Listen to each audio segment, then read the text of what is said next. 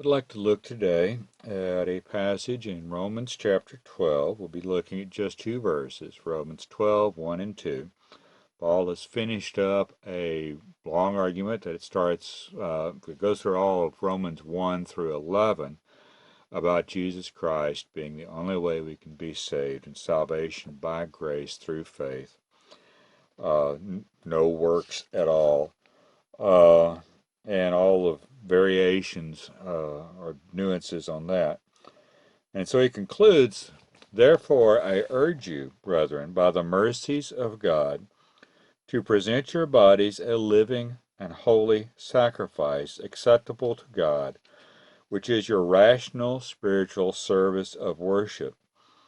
And do not be conformed to this age, but be transformed by the renewing of your mind, so that you may prove what the will of God is, that which is good and acceptable and perfect.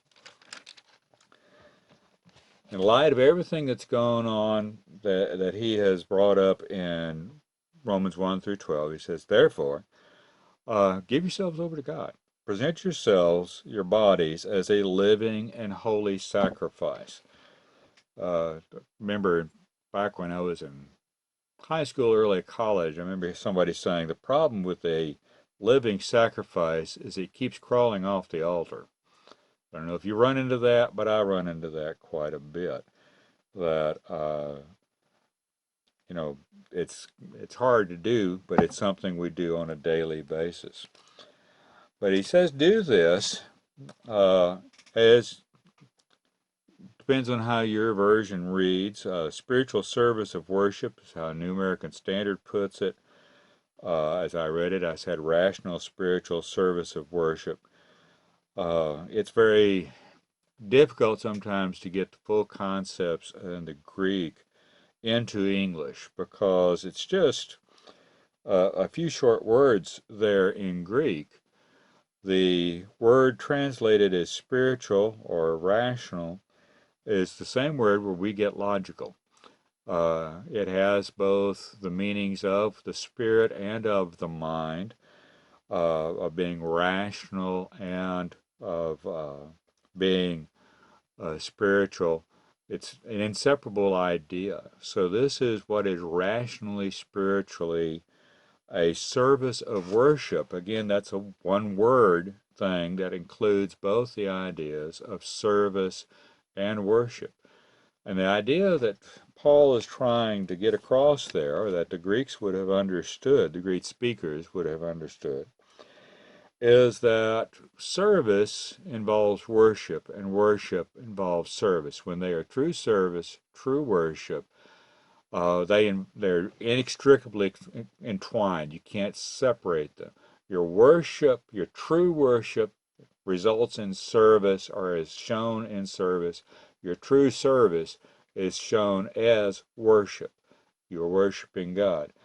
Uh, if we are serving somebody or taking care of somebody's needs uh, and are resentful or just doing it grudgingly, that's not worship. The best way to serve someone in need is to do it in a way where you are offering what you are doing to God, to serve Him, to honor Him, glorify Him. And worship is not something that happens when you go to church and go through the rituals of church, which, we've kind of been kind of awkward on that one in the last couple of months on how we do that.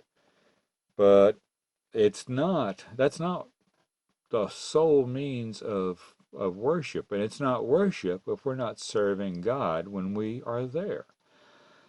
We may sing the songs, we may go through the routines, we may say the prayers, we may read the scriptures, we may give our money, but if it's not being done to glorify God, it's not worship, and it's not service. But he says, offering your bodies as living sacrifice, giving yourself up day by day to Him. And he goes on to say, don't be conformed to this world, this age, this environment of culture and ideas that we find ourselves, but being transformed by the renewing of our mind, God making our mind new in Him, in Christ, so that we will know or be able to approve what the will of God is. The will of God which is good, acceptable, or pleasing to Him, and perfect or complete. That which wraps up everything we're supposed to be doing and should be doing. So when you think of worship, when you think of serving God, this is what Paul says it involves. It is rational. It makes sense.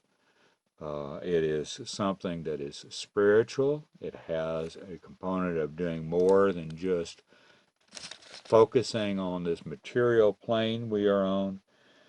And it is a worship that involves service and a service that involves worship. That they're inextricably tied together. So when you are worshiping God, when you're truly worshiping God, you're serving Him and serving those around you.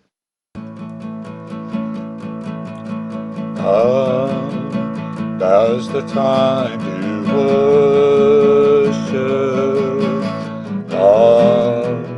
Now is the time to give your heart. Come, just as you are to worship. Come, just as you are before your God. One day every tongue will confess you are God. One day every knee will bow. Still the greatest treasure remains for those who gladly choose you now. Come, now's the time to worship. Come, now's the time to give your heart. Come, just as you are to worship. Come, just as you are before your God. One day every tongue will confess you are God. One day every knee will bow. Still the greatest treasure remains for those who gladly choose